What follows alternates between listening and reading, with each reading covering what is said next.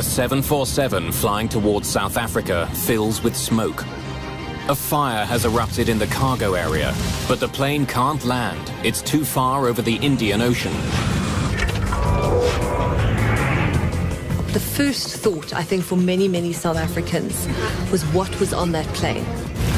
The passengers are choking on toxic fumes. Request a full emergency, please. Affirmative, that's Charlie. There's only one way to clear the smoke. The crew must try a rarely used and risky maneuver. Open the doors. Open the doors in flight.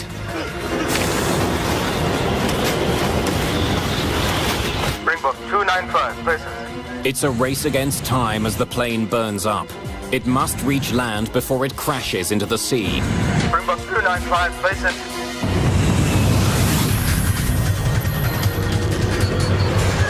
Mayday.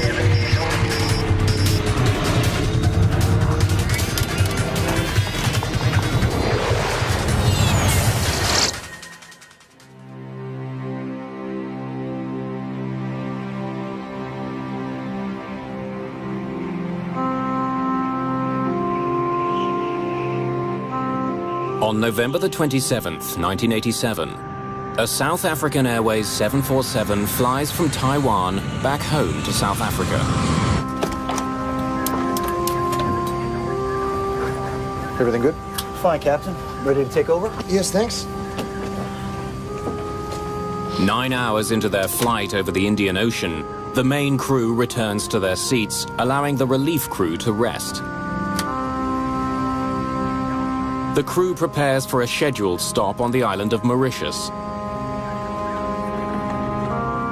Valerie Lottering has enjoyed her first overseas vacation, joining her husband Corrie while he was on business. My father was on a business trip. My mum had gone with for holidays. My dad had actually gone to the east to secure cell phone technology, which was just sort of happening in South Africa at the time. The plane is a modified 747 known as a combi, short for combination.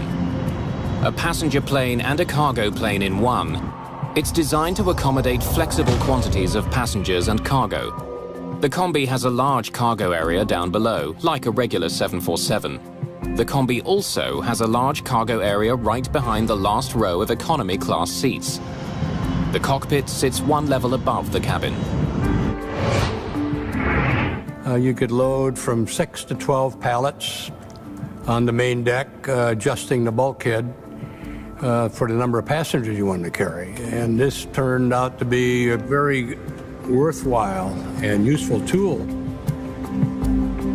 Flight 295 is carrying 159 people, as well as 6 large pallets of cargo. Known as the Helderberg, the 747 Combi is a vital member of the South African Airways fleet. It's particularly useful for long-range flying. For South African Airways, during the days of apartheid, a plane like the Combi helped them in that respect, because they had to fly around the bulge of Africa over the Atlantic. To protest South Africa's white racist regime, the vast majority of black African states refused to allow South African airlines to fly over their airspace, causing them to fly longer routes. There were sanctions, heavy sanctions against South Africa on political, economic and cultural fronts. South Africa was not welcome anywhere credible in the world. On Flight 295, less than an hour before its stop in Mauritius, the smoke alarm breaks the calm of the cockpit. It's for the cargo area on the main deck, directly behind the passengers. By the time the crew gets to it, the fire is raging.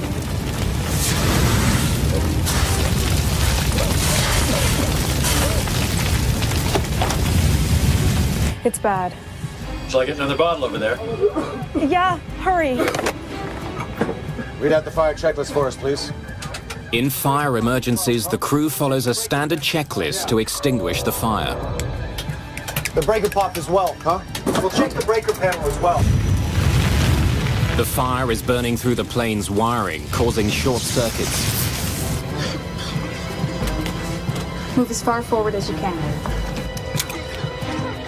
But there's a more immediate problem. Passengers are having trouble breathing. Duct isolation valve switches, open. Pack valve switches, all open. Recirculating fan switches, off. The fire checklist instructs the pilot to land at the nearest airport, but the closest one is on the island of Mauritius, still more than 300 kilometers away. There's not a lot Captain Ace can do. He asks a member of his flight crew to help fight the cargo fire.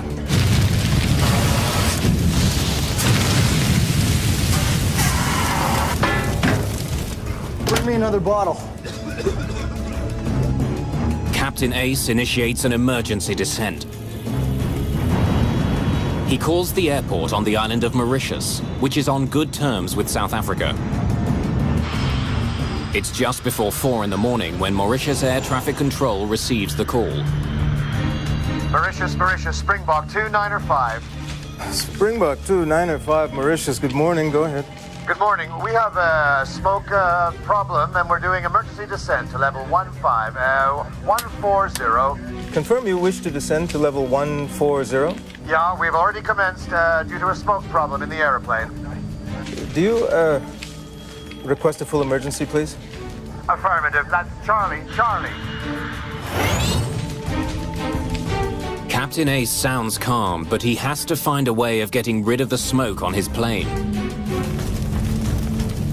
Whatever's burning in the cargo hold is producing thick, noxious smoke which is pouring into the cabin.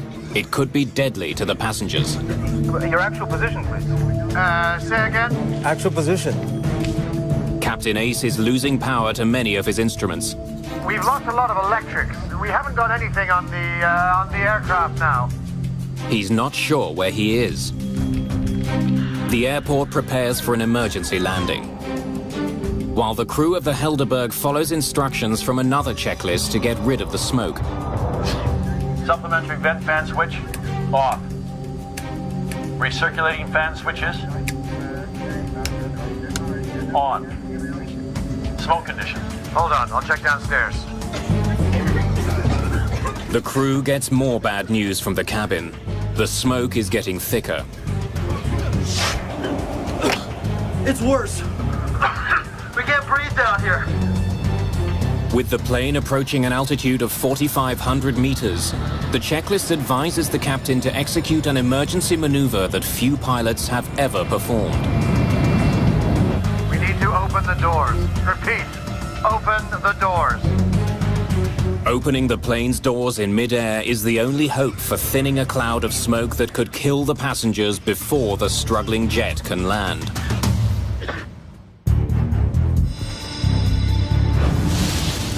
As the cabin of South African Airways Flight 295 fills with smoke, there's only one way to save the passengers from the lethal fumes. Outer flight level 150 for 140. 150 for 140. 150. The captain begins his emergency descent to 4,500 meters so the doors can be opened. At 4,500 meters, passengers can breathe the outside air.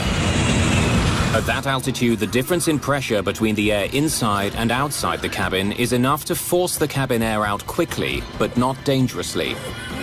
Now the captain must dramatically reduce his airspeed to 370 kilometers an hour, 200 knots. Any faster and the crew won't be able to open the doors. This is Captain Oy speaking. We're opening 2 of the entry doors to clear smoke from the cabin. Do not panic. You'll be much more comfortable once we complete this procedure. You just crack the door, and this generates a tremendous amount of airflow through the airplane.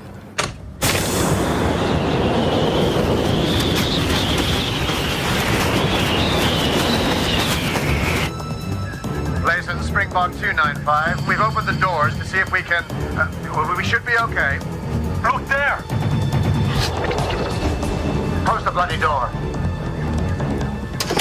Joe, switch up quickly. Then close the hole on your side. Smoke is now building in the cockpit, but there's no outside door to open. Temperature is 22.22 and the QNH is 1018 hectopascals. 1018 over. The air traffic controller now focuses on giving the captain the information he needs for an emergency landing. Roger, 1018. Affirmative. And both runways are available if you wish. And 295, I request pilot's intention. We'd like to track in on 13. Confirm runway 13. Charlie, Charlie. Affirmative, you're cleared direct to Foxtrot, Foxtrot. You report approaching 50. Okay. Captain Ace has one hope. He must make it to the island of Mauritius, 265 kilometers away. The Helderberg continues on its desperate journey. 295, placements.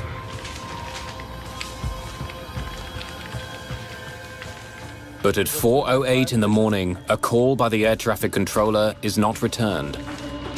Springbok 295, placements. Springbok 295, placements. With no response from Flight 295 for 36 minutes, Air Traffic Control Mauritius formally declares an emergency. An alert goes out to search and rescue crews.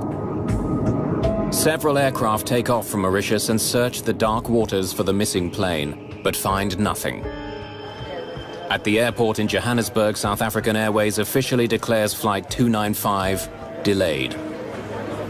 We were supposed to be going away on our annual holiday, so we were all very excited because from picking them up, my parents up from the airport, we were supposed to go off to a 3-week holiday. I think that's maybe the extent of the differences of the emotions, is that you're so anxious and excited for them to come home, and then the absolute devastation of the news, getting the news, you know, that the aircraft has gone missing. In the afternoon of the next day, a rescue plane spots the first signs of floating aircraft wreckage.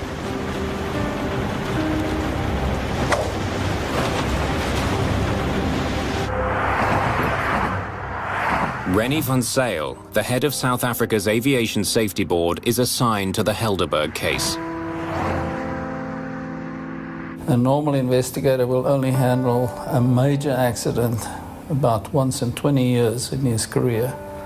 So this was quite a big wake-up and a challenge to us to start running with this investigation in that morning.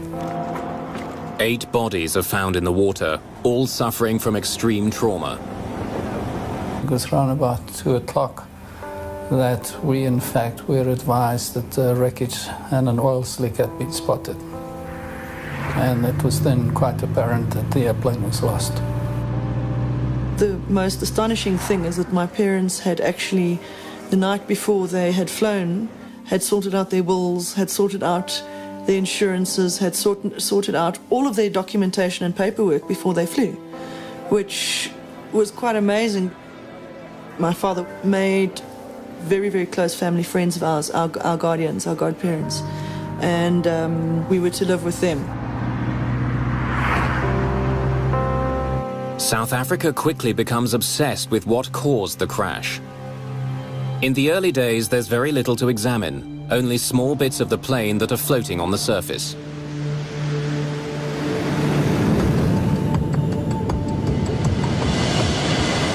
Contained within that debris, Rennie van Zyl's team discovers 3 wristwatches. The watches give them a probable time of impact.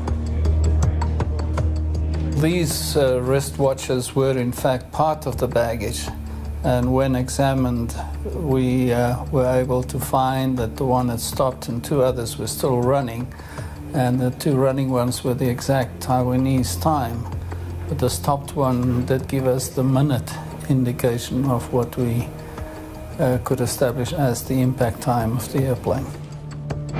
The impact time is only 3 minutes after the last communication with the plane. The Helderberg's demise was sudden and dramatic. In the press and in public opinion, it reinforces the idea that something sinister brought the plane down. In the years leading up to the crash, South African Airways offices around the world had been the target of protests. The South African Airways airline at that particular time was a government body. It was owned by the government. It was the national carrier, but it was also very much perceived to be part of the South African government. So another aspect of this plane crash and another theory that was put around was that there could have been a bomb in the cargo, that in fact we were a target. South Africa, or the SAA plane, was a target of terrorists who had the worst interests of this country at heart. Experts examine the small bits of wreckage they have, searching for the telltale signs of an explosion: impact cavities, surface pitting, or spatter cavities. Spatter cavities are caused by the white-hot fragments from a high-explosive device striking and melting the light alloys of the aircraft structure. But experts spot no sign of an explosion.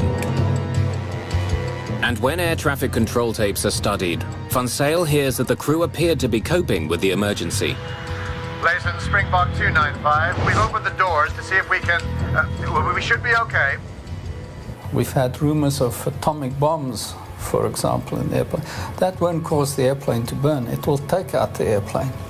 We did not have that same experience here. This airplane flew for 22 minutes. It's out of the ordinary circumstances. This was not an explosion that took out the airplane. With just small pieces of the plane to study, investigators are stumped. They don't know what caused the fire or what role it played in the destruction of the plane. The obvious thing to do was to go and try and retrieve the cockpit voice recorder, the flight data recorder, and as much wreckage as we can from the aircraft to establish what really had happened. The problem is Van Zyl doesn't even know where to find the underwater wreckage. It could be far from the floating debris. No one is sure exactly where the plane crashed. He turns to the United States looking for help. An American salvage company is hired to find the wreckage and black boxes, but time is running out. The boxes have built-in locating devices called pingers, which run on batteries and will eventually run down. A driving factor was that the pinger on the data and voice recorders was transmitting, and it only had a 30-day guaranteed shelf life. If we couldn't get out there in 30 days, the chances were that we wouldn't be able to detect it.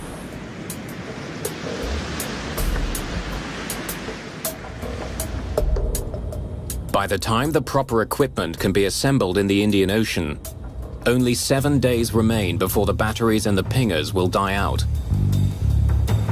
Meanwhile, blood tests are performed on the human remains pulled from the debris field. All show traces of soot in their trachea. It's determined that at least 2 of the passengers died from smoke inhalation. Investigators face a disturbing realization.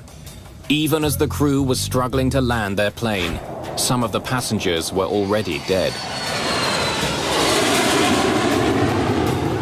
While searching for the black boxes, investigators continue to examine the floating wreckage. Amongst the hundreds of recovered items, a partly melted graphite tennis racket offers a telltale clue about the fire. Graphite only burns at temperatures greater than 600 degrees Celsius. Investigators now know that the fire on the Helderberg was extremely hot. This discovery may explain why a fully charged extinguisher from the front of the plane is recovered with other floating wreckage. Investigators notice a melted piece of cargo netting on the outside of the extinguisher. They determine that the extinguisher is from the passenger cabin, suggesting that as the fire burned, a crew member grabbed the extinguisher and brought it to the cargo area. A full fire extinguisher in a plane that was brought down by a fire shows that for whatever reason it wasn't discharged because the crew member couldn't access the area because of the heat, or the fact that there was melted metal on the fire extinguisher is further evidence to the intensity of the fire. Before this accident, in the 20-year history of the 747 Combi, no one had ever died from fire or smoke. When we heard about a fire in the Helderberg, this was the first time for a wide-body airplane. It It was news, and because it was so new, and the thought was that we really couldn't have anything like that. What could have caused such an intense fire on the Helderberg? Was it a wiring problem on the plane, or had the cargo itself somehow started the blaze? Initially, the investigation, of course, focused on what was the cargo. The fire obviously had originated in the main deck cargo compartment, so the logical thing is to look what did the waybills indicate was carried in the airplane. Investigators learned that there were 6 pallets of cargo on board Flight 295. Using master waybills, Van Zyle's team is able to determine that 47,000 kilograms of baggage and cargo was officially on board. Investigators discover that before takeoff, a Taiwanese customs official performed a random inspection of some of the cargo. He found nothing suspicious.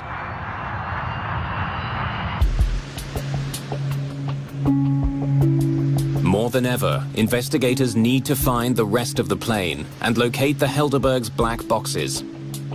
But 30 days after the crash, Van Zyle's team gets some very bad news. There's still no signal detected from the black boxes, and they're still not certain exactly where the majority of the wreckage is. So far, the search has cost $1.5 million, and the team has been unable to locate vital evidence. The Helderberg crash is quickly becoming a test of Van Zyle's abilities and his resolve. The investigation reaches a standstill. Van Zyl has failed to discover the cause of the fire or even find the plane's wreckage. If he keeps looking, it'll cost millions more. And the chances of success are getting increasingly remote. This wasn't just an airplane, this was a Boeing 747. It was the largest airplane of its type. And this was a 747 of South Africa's national airlines. Hundreds of thousands of people who flew the 747 every day at that time were dependent on a satisfactory answer as to whether or not this aircraft was safe and whether or not there were any structural or design deficiencies in the airplane. So the stakes for us were quite large, and the stakes for Mr. Van Zyl as the head of the South African investigation were enormous. It would have been very, very easy for the South African government to say, the water is too deep, it's too far from Mauritius, we cannot investigate this accident.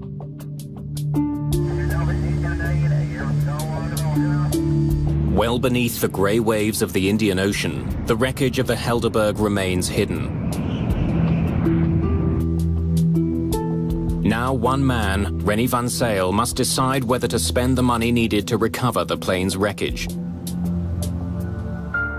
But almost 2 months after the Helderberg slammed into the Indian Ocean, no one even knows the precise location of the main wreckage.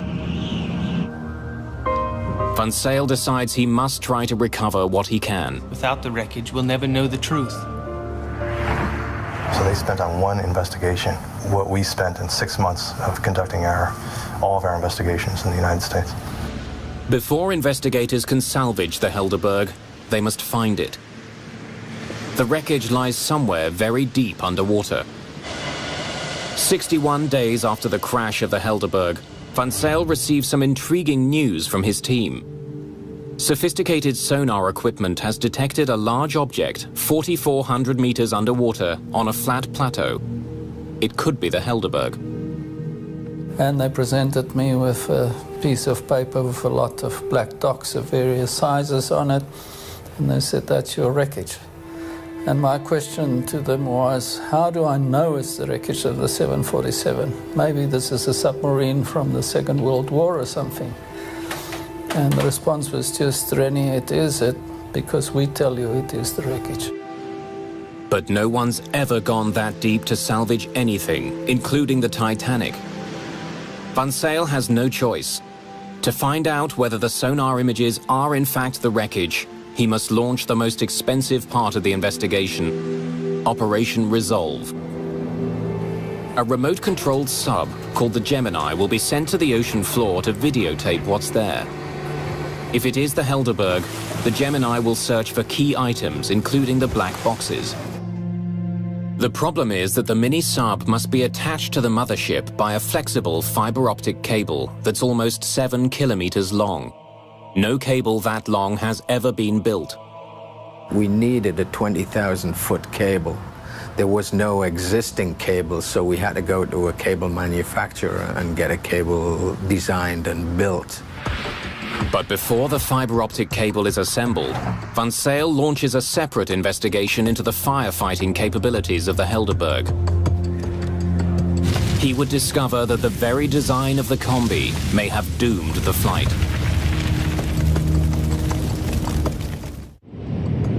Investigators want to know whether the combi was properly designed to protect the passengers on South African Airways Flight 295 from fire.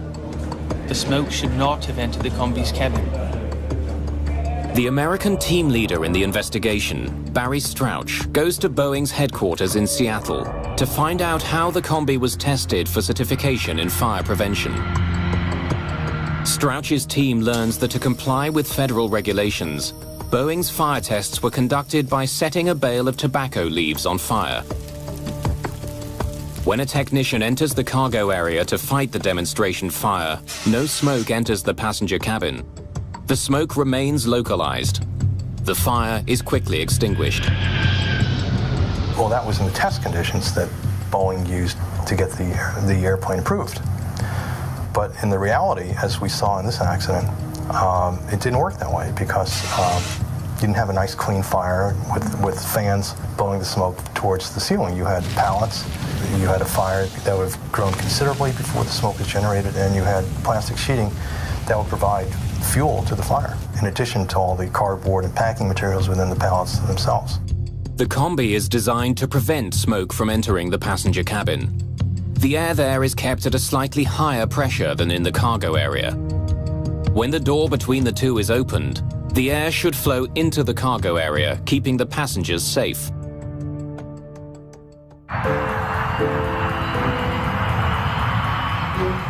Investigators then conduct their own test. They set a large pallet of tightly packed cargo on fire, mimicking conditions on the Helderberg. The blaze is more intense and the temperature is hotter. Investigators discover that this much hotter flame has a radical impact on the air in the cargo hold. When the cargo door is opened, the smoke now flows into the passenger cabin.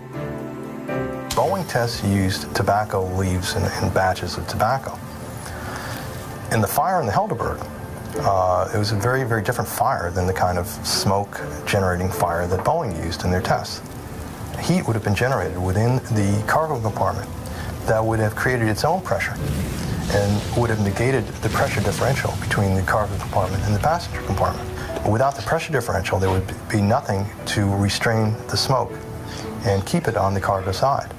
And therefore, the smoke would have penetrated into the passenger side, smoke that contained, as we know, carbon monoxide and carbon dioxide. Then investigators discover something potentially more lethal. As the passenger cabin filled with smoke, a checklist instructed the crew to turn on the cabin's recirculating fans. The intention of the checklist is to dissipate the smoke in the passenger cabin after the fire has been extinguished. Recirculating fan switches on. But in this case, turning the fans on may have been deadly. Fans draw air from above the cabin's ceiling and from the cargo compartment before recirculating it back to the passengers. The carbon monoxide levels were extremely high and were fatally high. In fact, the one body, and we have to stress again, he was allocated a seat really below the recirc fan inlet area. That was the highest level. I think we're talking around about 66%. That is not a survivable level at all. By following their checklist, the crew may have fed toxic gas into the passenger cabin. And it might very well have been that most of your passengers were asphyxiated before impact. No checklist for a 747 combi had ever foreseen the Helderberg's simultaneous problems, a cargo fire problem and a cabin smoke problem. The smoke removal checklist is predicated on the assumption that the fire has been extinguished. In that event, descending to 14,000 feet and opening the cabin door would be the appropriate thing to do. It would get the smoke out of the airplane and enable people to breathe regular air. If the fire hasn't been extinguished, that would have the function of actually increasing the airflow to the fire and increasing the supply of oxygen to the fire. We think that's what happened in this case, that the fire had never been extinguished. And in fact, the crew's attempts to make the situation better may have in fact made the situation worse. Investigators begin to realize that fighting a fire in the combi's cargo area is much more difficult than previously thought. If there was a fire in one of these pallets, it was quite likely that by the time the crew was alerted to the fire, it would be too late. Then the cabin instantly filled up with smoke. But Van Zyl still doesn't know what caused such a fierce fire. How had the blaze started? And how had it brought the plane down? The answers are still deep under the ocean. It takes months to build the fiber optic cable that's long enough for the Gemini to reach the bottom of the sea and to modify the submarine for this mission. We had to take the ROV, existing ROV that we had, which was designed for 6,000 feet, and we had to modify it so it would go to 20,000 feet. Roy Truman's team had to give the sub thicker walls to withstand the enormous pressure it would encounter and modify its cameras for the extreme depth. On September the 23rd, 1988, the Gemini begins its record-breaking journey. We were hesitant to say that everything would work because we didn't even have time to do sea trials on this, all of this new equipment. The cable allows technicians at the surface to manipulate the Gemini at 4,400 meters. It also carries video signals from that remarkable depth. It's the first time that video images have been recorded from this deep in the Indian Ocean. Marine biologists are fascinated by the discovery of unique new species. Some of the stuff that we saw on the seabed was pretty mind-blowing. Then, 1 year to the day after it disappeared, the Helderberg is found. From a depth of 4,400 meters, the submarine sends back images that could only be the wreckage of South African Airways Flight 295. There would be lots of luggage just strewn all over the seabed.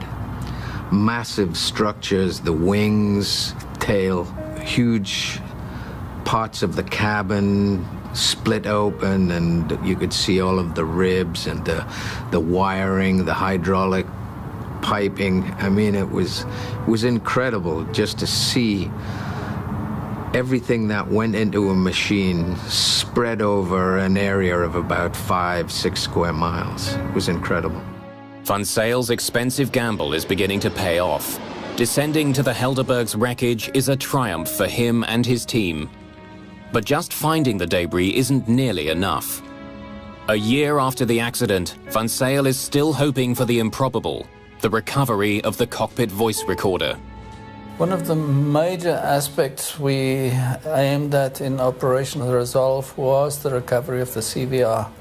We really wanted to know whether the cabin crew reported to the captain that there was an explosion or what was happening at the back. Hundreds of hours of videotape are recorded. It's exhausting work. If you can imagine being on a football field with a flashlight that only illuminates a square foot of the football field, and you're looking for an earring one of the football players lost during the game in the dead of night. That's similar to what it's like when we're on the seabed. Then, at 9 o'clock one morning, something catches the eye of one of the technicians. Go back for a second. I might have passed. At long last, the black box is discovered. There, that's it. That's it right there. Michael, we found it. We found it. That was a very fulfilling moment to know, fine, what we had aimed for, we have achieved, we're getting it. It takes a full 5 hours for the Gemini to bring the black box up from the bottom of the sea.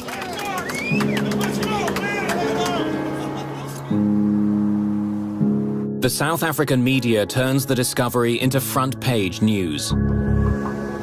It's now 1989, and the apartheid government is still running the country with an iron fist.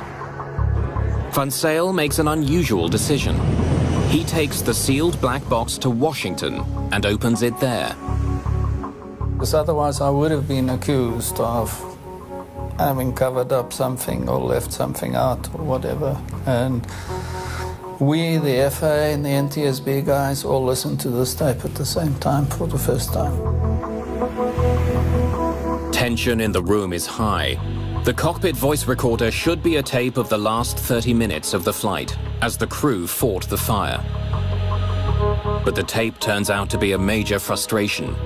After a year on the bottom of the ocean, it's difficult to understand anything.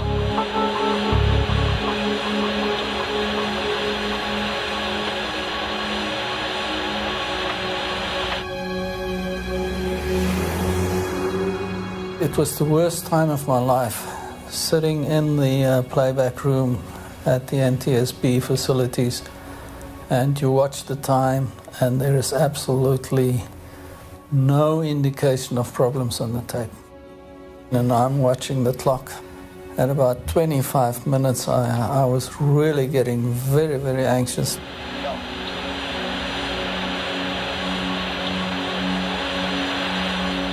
For 28 minutes, the tape reveals nothing unusual. Then everything changes. The next minute, of course, the alarm bell goes on the CVR, and we had about a minute's worth of relevant recording on the tape before the tape stopped. Normally, the black box records the final moments of a flight, but not this time. Instead, investigators are able to listen to the start of the accident before the recording mysteriously stops. It's not what Van Zyl was hoping for, but it gives him crucial new insight into the fire. Read out the fire checklist for us, please.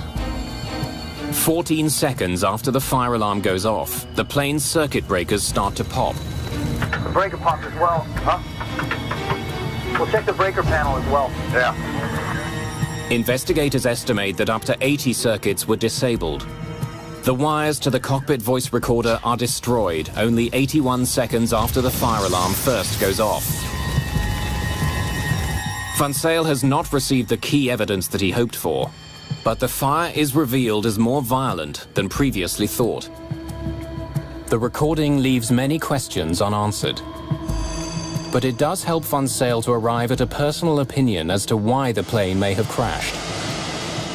A lot of things were happening in the cockpit, and we believe that he probably was faced to up to 80 circuit breakers popping in the cockpit at the time. May have made controlling of the aircraft extremely difficult. And the possibility then even of the airplane just gradually descending into the sea. Whether it was a controllable flight, I have my doubts. I put myself in the cockpit on this thing and I said, I would have been terrified. Having this, and just figuring out what do we do. Did they do the checklist correctly? We'll never know. But investigators still don't know what triggered the Helderberg fire. The mystery can now only be solved by salvaging parts from the crashed plane. We realized that what we had to do was just to continue to recover as much wreckage as we could from the ocean floor. Van Zyl's focus is on certain key pieces of the combi's cargo area. They're brought to a hangar and reassembled like a giant jigsaw puzzle.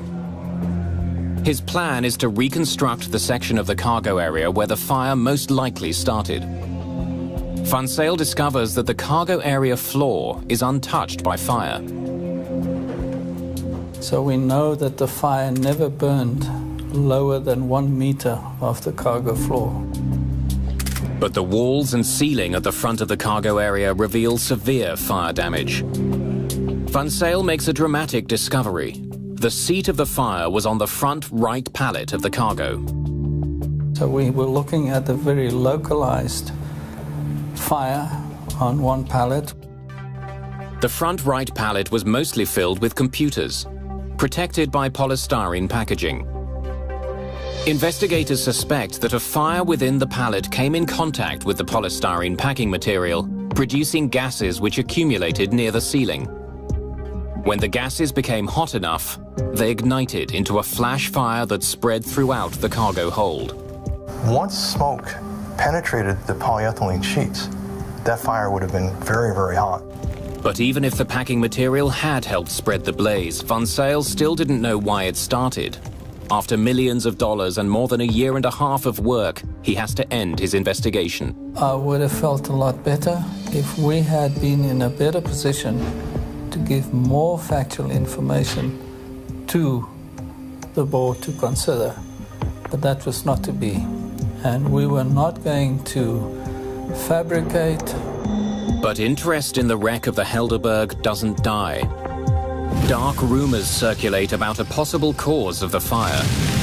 It's against this backdrop of a very repressive apartheid government. At that particular time, the first thought, I think, for many, many South Africans was what was on that plane. Was there something in that cargo hold that could have caused that terrible fire? Because planes don't just burst into flames mid-air and crash. Then a South African government chemist makes a startling discovery, which leads to a controversial new theory. A microscopic iron particle on the nylon netting next to the pallet has a unique profile. The airflow patterns on the iron suggest that it traveled at a very high velocity while in a molten state. The discovery could mean that the fire on the Helderberg was not a flash fire triggered by packing materials. This was a different kind of fire. This was a fire that had its own oxygen. If you can imagine something like a sparkler, which has fuel and its own oxygen, it was some kind of material similar to a sparkler that we feel was the cause of the fire. A British fire and explosion analyst examines the exterior skin of the plane above the pallet and comes up with another piece of evidence to support the new theory. The skin on the outside of the plane reached temperatures as high as 300 degrees centigrade. You must remember that it's very difficult to burn through an airplane skin in flight because the tremendous amount of cooling from the airflow on the outside of the skin. Dr. David Klatzo is one of numerous experts who question what caused the fire. It would have involved substances which normally would not have been carried aboard an aircraft, particularly a passenger aircraft. In other words, it could not have been a normal packing material, wood, cardboard, plastic fire. You don't carry the things of that nature which carry their own oxygen, which can produce an accelerated fire, for a number of reasons, one of which they are generally unstable. The second reason is that normal fire extinguishing methods will not put them out. What could start such a fire? The only dangerous goods listed on the cargo manifest are computer batteries. Some believe the Helderberg must have been carrying cargo that wasn't listed. At the time, South Africa was under an international arms embargo. The country was also fighting a war with Angola. South Africa didn't have capacity to do everything itself, and there were times when it had to buy from other countries. SAA was seen as a surrogate cargo carrier, that they could somehow, through its commercial airline use, also bring in substances for the South African government, undercover, under protection, no questions asked. It was not that easy for them to fly a quasi-military airline into different countries and pick up military contraband, which you must remember we were laboring under an arms embargo at the time.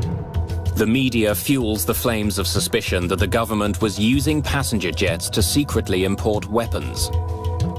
Armscor is the corporation responsible for supplying the South African forces with munitions. At the time, there was a need to produce a better rocket system, a more efficient rocket system for dealing with the air menace in Angola. And the rocketry systems which are used for those purposes have as their propellant, a major component of the propellant is ammonium perchlorate. And that is what I believe was being carried aboard the Helderberg. But it is not the sort of compound you want on an aircraft when you are flying on that aircraft, because it is unstable, it is susceptible to self-ignition by any kind of vibration and violent movement. The official investigation into the crash does not come to the conclusion that the Helderberg was carrying illegal arms. But the rumors won't go away. And more than 10 years after the crash, the dark theories force a very different South African government to take another look.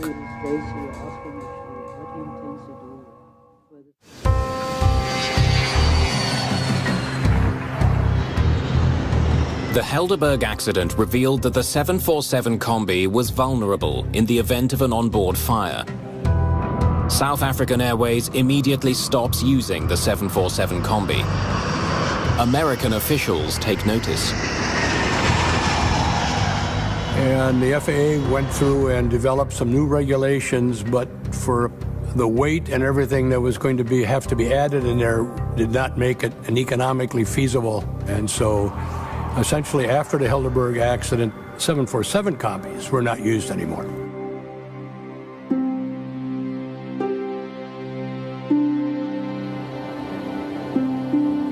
There are tributes and memorials to the 159 victims. But closure does not come easily for the families. I need an answer for why I was orphaned at 14. And I feel that, as I say, I'm probably touching on hearsay, but there's a lot of evidence that does point to something not being right on that flight, and that the flight was carrying something illicit. 10 years after the Helderberg crash, the new South African government launches a commission to re-examine the accident. The Truth Commission was tasked with basically uncovering the truth about apartheid atrocities, and one of the areas it was tasked to look at was the role of the SAA in sanctions busting during the 80s, and whether or not the Helderberg was a freak accident or not. In 1998, the Truth and Reconciliation Commission makes a controversial conclusion. Namely, that nothing that was listed in the cargo manifest could have caused the fire. And the Truth Commission recommended that there was something untoward about what had happened to the Helderberg. The Truth and Reconciliation Commission exposed the improbabilities of the government version as to what had happened. If nothing in the cargo inventory caused the fire, what did? And how did it get on board? The reality, unfortunately, is unless somebody today comes up and says, yes, I did this, or yes, we were responsible for this, and you can prove them not to be involved in a hoax, that will be possibly the only time in which we will really know what had happened and caused and was the source of ignition of the fire. In its final report, the Commission suggests that the Attorney General's office continue to investigate the accident. But surprisingly, that has never happened. The ANC-led government hasn't pursued that. And of course, we have to ask ourselves why. And I think that the answer lies in what many people believe, is that it's just going to be too costly. They don't want to open it for the simple reason that it will be financially disastrous for the airline. Rennie van Zyl devoted years of his life to solving the mystery of the Helderberg. His inability to definitely prove the cause for the fire does not stop him from seeing the benefit of his investigation. I believe that we as a team had done the best that we could under extreme challenging conditions and circumstances. What we had done had never been done before. It was pioneering work. The frustration is we could not establish the source of ignition, and we will probably never know. I believe that those people are still out there that know exactly what happened to that aircraft. I know that their thought processes at the time were our country was at war and they were doing their duty for their country, But I just feel that they should have a heart for the families and bring out that information.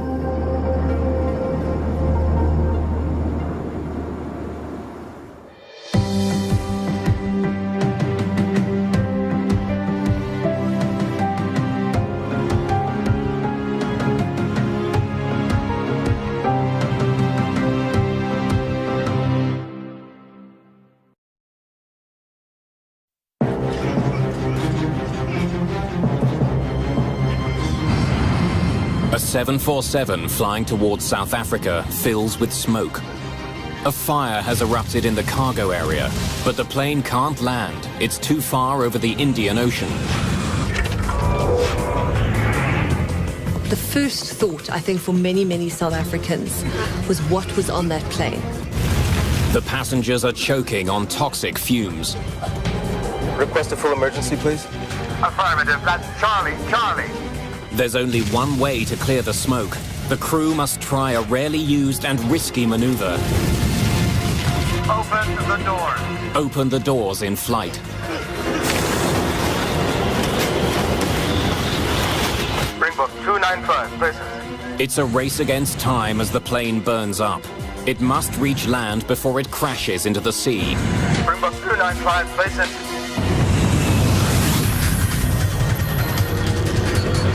Mayday, mayday.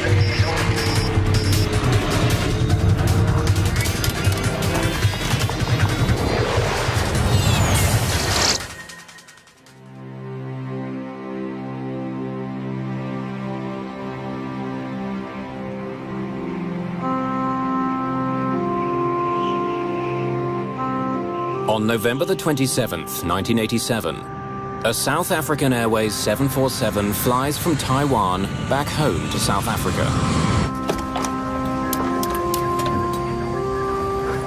Everything good? Fine, Captain. Ready to take over? Yes, thanks.